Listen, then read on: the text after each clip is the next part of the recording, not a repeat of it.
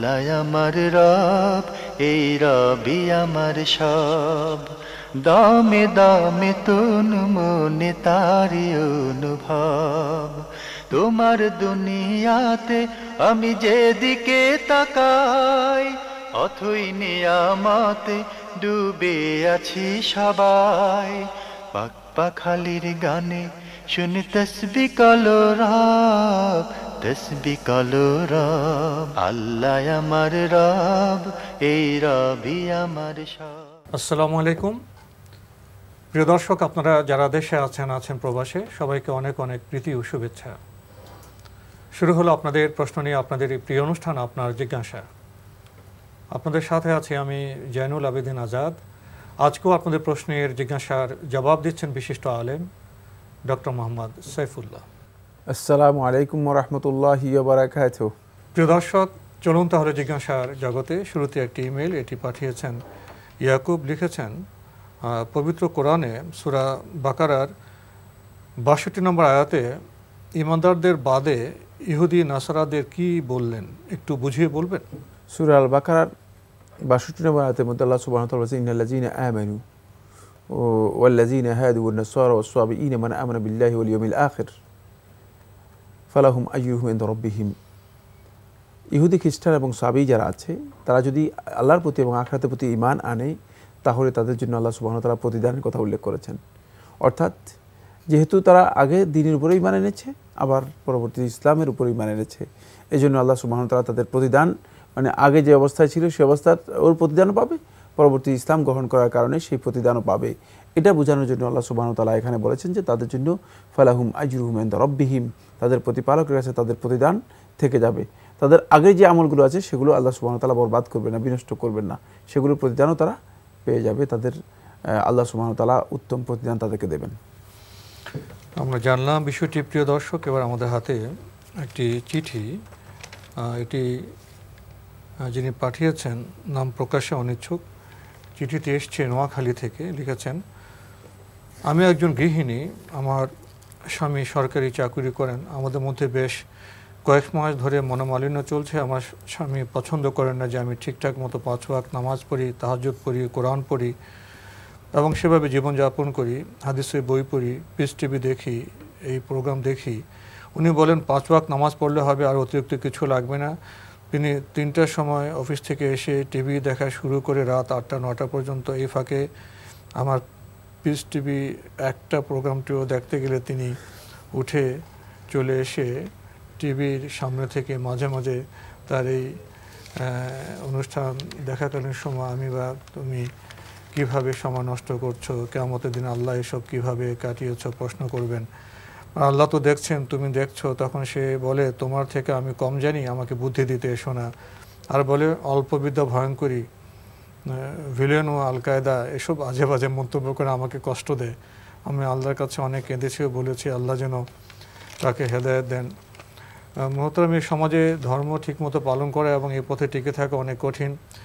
দুজন একরকমের না হলে অনেক বিপদ। আমি আমার পারিবারিক কিছু কথা আমার স্বামীর বড় ভাইকে বলি, তখন তিনি বলেন, স্বামী কি করে না করে এর মধ্যে মাথা দিও না, তাহলে হিতে বিপরীত হবে। আর আমার স্বামী অনেক দুষ্টুটি খোঁজেন আমার এবং বেশি কথা বলে কষ্ট দেন এবং বলেন, আমার এসব পছন্দ না হলে চলে যাও, আর না হয় বলে তালাকের কথা। এখন আমার প্রশ্ন হলো, স্বামী যাই করুন, স্ত্রী কি চুপ থাকবে, না ঠান্ডা মাথায় কিছু বলতে পারবে?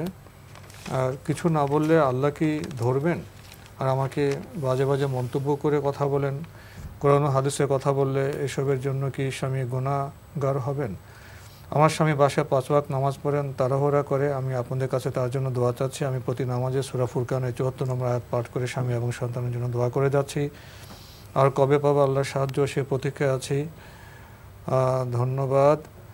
আপনি আরও লিখেছেন, স্বামীর ব্যবহারের প্রভাব সন্তানদের উপরে পড়ছে, এখন কি করব, আপনাদের সহযোগিতা চাই।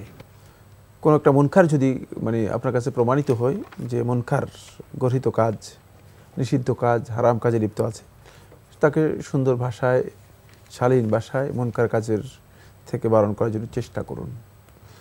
এরপর যদি সে সেখান থেকে ফিরে না আসে, তাহলে আপনার এ নিয়ে অতিরিক্ত বাড়াবাড়ি করার দরকার নেই, কারণ অতিরিক্ত বাড়াবাড়ি করলে হয়তো স্বাভাবিক চেষ্টাটাই করে যাবেন। আপনি নিজেই হয়তো যেহেতু তার কাছে কিছু কর্তৃত্বের ব্যাপার আছে এবং সেক্ষেত্রে আপনি ক্ষতিগ্রস্ত হতে পারেন।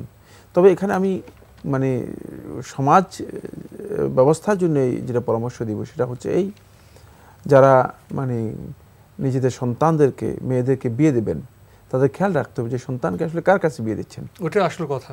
হ্যাঁ, যদি এখানে একজন ইসলামকে বুঝে, দিনকে বুঝে এ ধরনের ব্যক্তির কাছে বিয়ে হতো, তাহলে হয়তো তিনি এই ধরনের একটা পরিবেশ পেতেন না, অথবা এই যে সমস্যার কথা বলেছেন সেই সমস্যার মুখোমুখি হয়তো হতেন না। এই বিষয়গুলো আমাদের গুরুত্ব দিতে হবে। একজন পুরুষ বিয়ে করার ক্ষেত্রে খেয়াল রাখতে হবে তিনি আসলে কোন ধরনের মেয়ে গ্রহণ করছেন, কোন ধরনের ফ্যামিলির মধ্যে বিয়ে করছেন।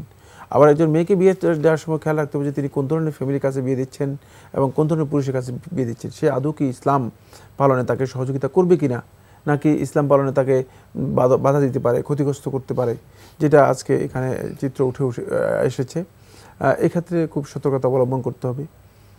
বাকি যদি দেখেন যে এমন যে আপনাকে সত্যিকার আল্লাহ রাব্বুল আলামিনের ফরজ যেগুলো আছে সেগুলো পালন করতেই আপনাকে বাধা দিচ্ছে, তাহলে সেক্ষেত্রে ইসলামের বিধান সুস্পষ্ট। সেখানে মূলত নিজেকে কষ্ট দেওয়ার কোনো দরকার নেই। আল্লাহ রাব্বুল আলামিন পৃথিবীটাকে উন্মুক্ত করে দিয়েছেন, সেখানে আপনি খোলার মাধ্যমে অথবা কোর্টের মাধ্যমে সেই স্বামী থেকে ডিভোর্স নিয়ে আপনি নিজেকে মুক্ত করে নিতে পারবেন। এবার আমাদের হাতে একটি চিঠি, এটি পাঠিয়েছেন মঞ্জুর কাদের খান, পটিয়া, চট্টগ্রাম থেকে। আপনি লিখেছেন, আপনাদের মহান প্রচেষ্টার জন্য আল্লাহ আপনাদের উপর রহমত ও বরকত বর্ষণ করুন, এই কামনা রইল। আমার প্রশ্নের উত্তর দিয়ে বাধিত করবেন। আপনার প্রথম প্রশ্ন, সূরা ফাতিহা না পড়লে নামাজ হবে না, এটা প্রমাণিত।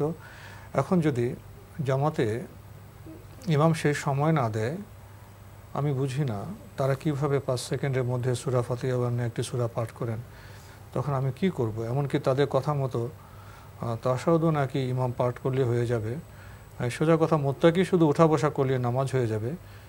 আপনাদের কথা বলে যে ওয়াহাবি, এদের জন্য জামাতে নামাজ আদায়ে সমস্যায় পড়েছি, এখন কি করা উচিত জানাবেন? সমস্যা তো একটাই, সেটা হচ্ছে আপনি যদি সহি মাসালা বলেন ওয়াহাবি অথবা এই সেই লকব দিয়ে আপনাকে বরবাদ করে দেবে। যেহেতু আসলে আমরা মানসিকভাবে বিকৃত এবং তথ্যগত দিক থেকে আমরা বিভ্রাটের মধ্যে আছি, কোরআন এবং হাদিসের সহি বক্তব্য দেওয়াটাই এখন যদি ওয়াহাবি হয় তাহলে তো ভুল। এবং আমরা অভ্যস্ত বিষয় থেকে সরতে চাই। হাদিসের বক্তব্য সহি বুখারী হাদিস দ্বারা সাব্যস্ত হয়েছে, ওয়াহাবি আবার কি জিনিস সেখানে প্রশ্নই আসে না। এগুলো বিভ্রান্তি, কোনো সন্দেহ নেই। আপনি যেটা বলেছেন, চেষ্টা করুন, সাদ্দিদু ওয়া কারিবু, যথাসম্ভব চেষ্টা করুন কাছাকাছি পৌঁছার জন্য এবং শুদ্ধ করার জন্য।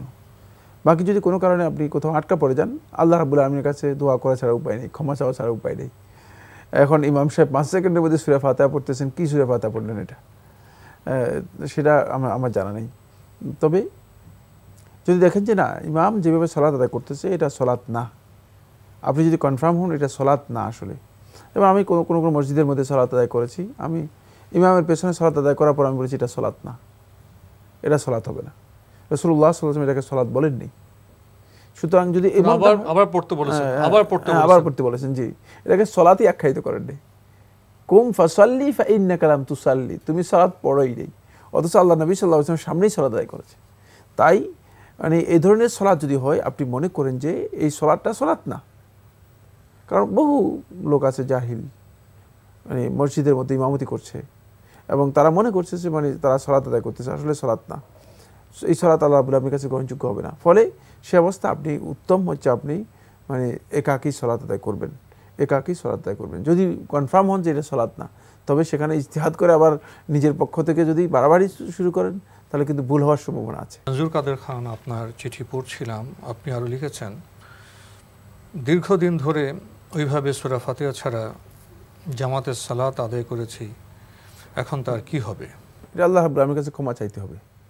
আল্লাহ সুবহানাহু ওয়া তাআলা বান্দার না জানার কারণেই বান্দাকে ইনশাআল্লাহ তাআলা এই বিষয়ে আল্লাহ রাব্বুল আলামিন ক্ষমা করে দেবেন। কোন ব্যক্তি যদি কোনো মাসআলা সম্পর্কে শরীয়তের সূক্ষ্ম মাসআলা যেগুলো জানে না এবং জানার দরকার ছিল কিন্তু জানতে পারেনি কোনো কারণে, সেক্ষেত্রে আল্লাহ সুবহানাহু ওয়া তাআলা বান্দাদেরকে ক্ষমা করে দেবেন। কিন্তু মৌলিক বিষয় যদি হয় যেগুলো জানতেই হবে, না জানা কোনো অবস্থাতেই ওজর নয়, এক্সকিউজ নয়, ক্ষমাযোগ্য নয়, তাহলে কিন্তু ক্ষমা পাবে না, কিন্তু এই মাসআলা সূরা ফাতিহা পড়ার বিষয়টি উলামায়ে কেরাম ইজতিহাদ, ইখতিলাফ, তারপরে মতবিরোধ, মাযহাবী ইখতিলাফ, অনেক দীর্ঘ বিতর্কিত একটি মাসআলা।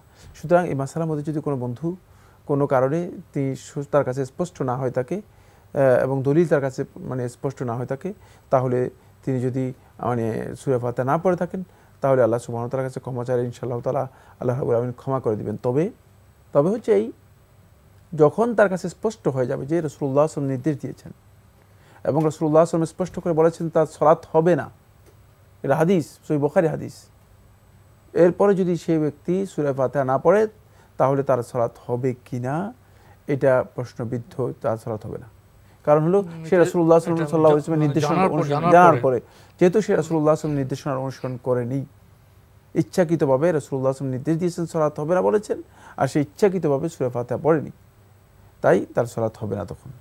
ভাই, আপনি আরো লিখেছেন, অতীত জীবনে ভুল ভ্রান্তির কারণে রোজা পালন করি নাই, আমি অতীতের সব রোজা পালন করতে চাই, এর মধ্যে 14 বছরের রোজা কাজা আদায়ও করেছি, বাকি 14 বছরের গুলো ইনশাল্লাহ আদায় করার ইচ্ছা আছে, এটা কি ঠিক আছে?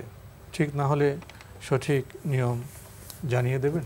রোজা আপনি যদি কোনো কারণে ইচ্ছাকৃতভাবে রোজা তরক করে থাকেন, পালন না করে থাকেন, তাহলে আপনার জন্য শুধুমাত্র তওবা করবেন, এটাই যথেষ্ট। এবং যখন থেকে আপনি তওবা করেছেন এরপর থেকে নিয়মিত সিয়াম পালন করবেন। বাকি সম্ভব হলে নফল সিয়ামগুলো আপনি আদায় করুন বেশি বেশি করে। আল্লাহ রাব্বুল আলামিন যেন নফল সিয়ামের মাধ্যমে আপনার যেই ফরজ সিয়ামগুলো যেগুলো ইচ্ছাকৃতভাবে আদায় করেননি সেগুলো ঘাটতি পুরে দেন। এই জন্য আপনি নফল সিয়াম বেশি বেশি আদায় করতে পারেন। যেমন আপনি প্রত্যেক মাসের 13, 14, 15 আইয়ামুল বিদের যে সিয়াম আছে সেটা পালন করতে পারেন। প্রত্যেক সপ্তাহে সোমবার বৃহস্পতিবার যে সিয়াম আছে সেটা পালন করতে পারেন। তারপরে আশুরার সিয়াম পালন করতে পারেন, আইয়ামে আরাফার সিয়াম পালন করতে পারেন। এইভাবে এই সিয়ামগুলো আপনি পালন করবেন বেশি বেশি করে, নফল সিয়ামগুলো। আর আল্লাহ রাব্বুল আলামিনের কাছে সত্যিকারভাবে তওবা করবেন যে আল্লাহ সুবহানাহু ওয়া তাআলা, এটা আমার পক্ষ থেকে সবচেয়ে বড় অন্যায়, জুলুম করেছি আমি নিজের উপর, যে আমি আল্লাহ তাআলার আপনার হক আদায় করিনি, সিয়াম পালন করিনি, আমাকে ক্ষমা করে দেবেন। তাহলে ইনশাআল্লাহ তাআলা আল্লাহ সুবহানাহু ওয়া তাআলা বান্দাদের তওবা কবুল করেন এবং বান্দাদেরকে ক্ষমা করে দেন। তওবা করার কারণে ওনার অতীতের আর ওই 14 বছরের সিয়াম পালন না, এগুলো কাজা তার উপর হয়নি আসলে, কারণ শুধু ইচ্ছাকৃতভাবে এগুলো পরিহার করেছে, ভুল পথে ছিল, এগুলো তার উপর ওযর ছিল না। শুধুমাত্র কাজা হচ্ছে আল্লাহ সুবহানাহু ওয়া তাআলা কোরআনের মধ্যে বলেছেন, ফামান কানা মিনকুম মারিদান আও আলা সাফারিন ফাইদ্দাতুম মিন আইয়ামিন উখর। কাজা কাদের জন্য এটা বলা আছে? ফামান কানা মিনকুম মারিদান, তোমাদের মধ্যে যে ব্যক্তি অসুস্থ, আও আলা সাফারিন, তোমার সফর অবস্থা রয়েছে, ফাইদ্দাতুম মিন আইয়ামিন উখর, তাহলে অন্য সময় সেটা পালন করবে। কাজা হচ্ছে ওই ব্যক্তিদের জন্য, কিন্তু এই ব্যক্তিদের ইচ্ছাকৃতভাবে সিয়ামটা নষ্ট করেছে, ভুল চিন্তার কারণে, ইচ্ছাকৃতভাবে যিনি সিয়াম নষ্ট করেছেন তার উপর কাজা নয়, বরং সে আল্লাহ রাব্বুল আলামিনের কাছে তওবা করবে, ক্ষমা চাইবে এবং পরবর্তী সময় নিয়মিত সিয়াম পালন করবে। আপনি আরো লিখেছেন, আগে অতীত জীবনের কাজা নামাজ আদায় করতাম, আপনাদের অনুষ্ঠানে এই ব্যাপারে জেনে তা বাদ দিয়েছি। এখন আমার প্রশ্ন হচ্ছে, যেসব সালাত কাজা হিসেবে আদায় করেছি তার জন্য কি ভুল পন্থা অবলম্বনের জন্য আমাকে মাপ চাইতে হবে? হ্যাঁ, অবশ্যই আপনি ভুল কাজ করার কারণে আল্লাহ সুবহানাহু ওয়া তাআলার কাছে তওবা করবেন, যেহেতু এই কাজটি বিদআতি কাজ। মান আহদাসা ফি আমরিনা হাযা মা লাইসা মিন ফাহুয়া রাদ। আয়েশা রাদিয়াল্লাহু তাআলা বর্ণনা করেন, সহিহ মুসলিমের মধ্যে এসেছে, রাসূলুল্লাহ সাল্লাল্লাহু আলাইহি ওয়াসাল্লাম ইরশাদ করেছেন যে মান আহদাসা ফি আমরিনা হাযা, যে আমাদের দিনের মধ্যে নতুন কিছু ঢুকালো, নতুন আবিষ্কার করলো, যে এই ব্যাপারে আমাদের অনুমোদন নেই, ফাহুয়া রাদ্দুন, সেটা প্রত্যাখ্যাত। সুতরাং আপনার এই কাজটা আল্লাহ তাআলার কাছে প্রত্যাখ্যাত, বেদাতি কাজ, অত্যন্ত কঠিন কাজ। আল্লাহ রাসূল সাল্লাল্লাহু আলাইহি ওয়াসাল্লাম ইবনে মাজার সহিহ হাদিসের মধ্যে ইরশাদ করেছেন, হুযায়ফা ইবনে ইয়ামান রাদিয়াল্লাহু তাআলা বর্ণনা করেন, তিনি বলেন যে ইন্না শাররাল উমুরি মুহদাসাতুহা, দ্বীনের ব্যাপারে সবচেয়ে নিকৃষ্টতম কাজগুলো হচ্ছে যেগুলো মুহদাসাতুহা, দ্বীনের মধ্যে নতুন করে সংযোজন করা হয়েছে, আবিষ্কার করা হয়েছে। সুতরাং এটি সবচেয়ে নিকৃষ্টতম কাজ, এর থেকে তওবা করতে হবে। ভাই মঞ্জুর কাদের, আপনি আরো লিখেছেন, আমি ওমরা পালনের উদ্দেশ্যে মক্কায় ইহরাম ছাড়া প্রবেশ করে পুনরায় বের হয়ে মিকাতে গিয়ে ইহরাম করে মক্কায় প্রবেশ করলে কি ঠিক হবে? সেক্ষেত্রে কি মসজিদে আয়েশা থেকে ইহরাম করলে হবে, নাকি বাংলাদেশের জন্য নির্ধারিত মিকাত থেকে ইহরাম করতে হবে? হ্যাঁ, এই মাসআলার মধ্যে আলেমদের দ্বিমত রয়েছে, কিন্তু বিশুদ্ধ মত হচ্ছে আপনি যখন মিকাতে ফিরে যাবেন তখন মিকাত থেকে আপনি ইহরাম করলেই আপনার ইহরাম শুদ্ধ হয়ে যাবে, কিন্তু মিকাত আপনাকে ফিরে যেতে হবে। সবচেয়ে আকরাব মিকাত যেটি, আপনি সেখানে যেতে পারেন। যেমন আপনি যদি জিদ্দায় অবতরণ করেন তাহলে আপনি আকরাব মিকাত, জিদ্দার সবচেয়ে কাছের মিকাত হচ্ছে রাবেক, আপনি রাবেক থেকে ইহরাম করতে পারেন। আর যদি আপনি মনে করেন না আমি জিদ্দা থেকে আপনি সাইরুল কাবিরে চলে যাবেন, সাইরুল কাবির যেতে পারেন 120 বা 140 কিলোমিটার, সেখান থেকে আপনি ইহরাম করে আসতে পারেন, তবে মিকাতে যেতে হবে। আর যদি মদিনায় যান, মদিনা থেকে ফেরার পথে না, তাহলে তো তিনি মিকাতের মানে বাইরে চলে গিয়েছেন। আবার মিকাতের বাইরে চলে গিয়েছেন, তখন আপনি মদিনা থেকে আসার সময় জুলহুলাইফা অথবা আবিয়ারে আলী বলা হয় তাকে, সেখান থেকে আপনি ইহরাম করে আসবেন। আরেকটি বিষয় লিখেছেন, মসজিদে আয়েশা থেকে ইহরাম করলে কি হবে? না, মসজিদে আয়েশা থেকে আপনি ইহরাম করলে হবে না, কারণ আপনি মক্কাবাসী নন, আপনার মিকাত মসজিদে আয়েশা নয়। এবার আমাদের হাতে একটি চিঠি, দীর্ঘ চিঠি, অনেক প্রশ্ন একই চিঠিতে। এটি পাঠিয়েছেন Mohammad Saiful Islam, Salalah সুলতানাত of Oman থেকে। আপনি লিখেছেন, সাম্প্রদায়িকতা ও ধর্ম নিরপেক্ষতা বলতে কি বোঝানো হয়? এক প্রশ্ন তো আপনি একাডেমিক প্রশ্ন করে দিয়েছেন। সাম্প্রদায়িকতা বলতে মানে যেটা বোঝায় সহজ কথায়, সেটা হলো এই সুনির্দিষ্ট কোনো সম্প্রদায়ের জন্য গোড়ামি এবং সীমালঙ্ঘন করা, এটাকেই সাম্প্রদায়িকতা বোঝায়। একটা সুনির্দিষ্ট সম্প্রদায়ের জন্য, সেটা সুনির্দিষ্ট গোষ্ঠীও হতে পারে, অঞ্চল ভিত্তিকও হতে পারে। উগ্রতার বিষয় লক্ষ্য করা যায়। সাম্প্রদায়িকতার মধ্যে উগ্রতা আছেই, সাম্প্রদায়িকতার মধ্যে উগ্রতা আছেই, এবং সেখানে গোড়ামি থাকবে, যেহেতু বিদ্বেষ যেহেতু মানে আমার মানে সম্প্রদায়ের লোকেরা করেছে, এটা হালাল, অন্য সম্প্রদায় সব ভুল, অন্যদের বিপক্ষে যাবই, মানে এই যে গোড়ামি, এটাকে সাম্প্রদায়িকতা বলা হয় তাকে। আর এরপরে বলছেন ধর্মনিরপেক্ষতা। ধর্মনিরপেক্ষতার মানে সঠিক ব্যাখ্যা হচ্ছে ইহ জাগতিকতা, এবং ধর্মনিরপেক্ষতার কনসেপ্টটা মূলত ইহ জাগতিকতাকে বোঝায়। শুধুমাত্র বস্তুবাদী ধ্যান ধারণা নিয়ে ধর্মনিরপেক্ষতার, এখানে পরকাল বিশ্বাসের কোনো সুযোগ নেই, পরকালের বিষয় নেই। কিন্তু ধর্মনিরপেক্ষতার পরবর্তী সময়ে বহু ডেফিনিশন বের হয়েছে, নানা ব্যাখ্যা, এক একজন এক এক প্রেক্ষাপটে এক এক সময়ে এক এক পরিস্থিতিতে এক এক ব্যাখ্যা দিয়ে থাকেন, বিভিন্ন ব্যাখ্যা দেওয়া হয়েছে। কিন্তু আমি যে ব্যাখ্যাটি উল্লেখ করলাম সেটা মূলত সেকুলারিজমের ব্যাখ্যা, এটা অক্সফোর্ড সহ বিভিন্ন একাডেমিক ব্যাখ্যা, বিভিন্ন ডিকশনারির মধ্যে যেটা উল্লেখ করা হয়েছে সেটাই মূলত। কারণ আপনি দেখবেন ধর্মনিরপেক্ষতার মধ্যে যদি সেটাকে একটা মতবাদ হিসেবে, একটা দৃষ্টিভঙ্গি হিসেবে গ্রহণ করেন, তাহলে দেখবেন যে এখানে মানে তার পারলৌকিক যে জীবনের বিষয়টি, পরকালের বিষয়টি, জান্নাত জাহান্নামের বিষয়টি, এগুলো একেবারে ইগনোর করা হয়েছে। তাহলে এখানে তো আপনি ঈমান রাখার তো কোনো না, এগুলোর সাথে ঈমানের কোনো সম্পর্ক নেই। পপুলার একটা বিষয় বলা হয়, অনেকে ধর্মনিরপেক্ষতা বলতে নিজস্ব ব্যাখ্যা দেন যে যা যা ধর্ম সে পালন করবে। তো এটা তো ইসলাম সম্মত বিষয়, যা যা ধর্ম সে পালন করবে। না, ধর্মনিরপেক্ষতার এই সংজ্ঞা মূলত কোনো যুগে কোনো স্কলার দিয়েছেন আমার জানা নেই, এটা আমরা নিজেরাই কেউ কেউ হয়তো নিজেরা তৈরি করেছি। যদি ধর্মনিরপেক্ষতা বলতে কেউ এই কনসেপ্ট বোঝায় যে প্রত্যেকে তার ধর্ম মানে সে পালন করবে, যখন কোনো ভূখণ্ডে একাধিক ধর্মের অনুসারী থাকবে, তাহলে এটি একেবারে অ্যাকসেপ্টেবল মানে বক্তব্য। এখানে এটা ধর্মনিরপেক্ষতা বলতে এটা মূলত মানে কোনো গর্হিত বক্তব্য নেই। রাসূলুল্লাহর সময় আমরা এটা দেখেছি, যা যা ধর্ম কিন্তু মানে পৃথিবীর ইতিহাস সাক্ষী ধর্মনিরপেক্ষতা যেখানে প্রতিষ্ঠা হয়েছে সেখানে কোথাও এই ধরনের কোনো অবস্থান আমরা দেখিনি। বরং ধর্মনিরপেক্ষতা সবচেয়ে সর্বপ্রথম ধর্মনিরপেক্ষতার অবস্থান হয়েছে ইসলামের বিরুদ্ধে, ইমানের বিরুদ্ধে। ইসলামকে কিভাবে বিপর্যস্ত করা যায়, কারণ সর্বপ্রথম কামাল আতাতুর্ক যখন তুরস্কে এই বিষয়গুলো নিয়ে মানে বক্তব্য দেয়, এবং সেখানে ইসলামকে সম্পূর্ণরূপে কামাল আতাতুর্কের মাধ্যমে একেবারে সমূলে ধ্বংস করে দেওয়ার পায়তারা চালানো হয়েছে এবং করা হয়েছে। তো এই একাডেমিক বিষয়ে আজকে আমরা আর যেতে পারছি না। আসলে প্রশ্নোত্তর অনুষ্ঠানে এসব বিষয়ে যে দীর্ঘ আলোচনার দাবি রাখে, সেটা তো আমরা সময় দিতে পারি না। আর আমাদের আজকে সময় এখানে শেষই হয়ে গেল, এখানে শেষ করতে হচ্ছে। আপনাকে অনেক ধন্যবাদ। আপনাকে অশেষ ধন্যবাদ। প্রিয় দর্শক, প্রশ্ন তো অনেকভাবে সৃষ্টি হয়, কখনো মন থেকে সৃষ্টি হয়, কখনো পারিপার্শ্বিক অবস্থা থেকে সৃষ্টি হয়, কখনো কারো বক্তব্য থেকে প্রশ্নের সৃষ্টি হয়। সব প্রশ্নের জবাব একরকম নয়। একাডেমিক প্রশ্নগুলোর জানার ক্ষেত্রে আমাদের বোধহয় একটু সময় বিনিয়োগ করতে হবে, ব্যক্তিগতভাবে জানতে হবে, সঠিক গ্রন্থ অধ্যয়নের মাধ্যমে জানতে হবে।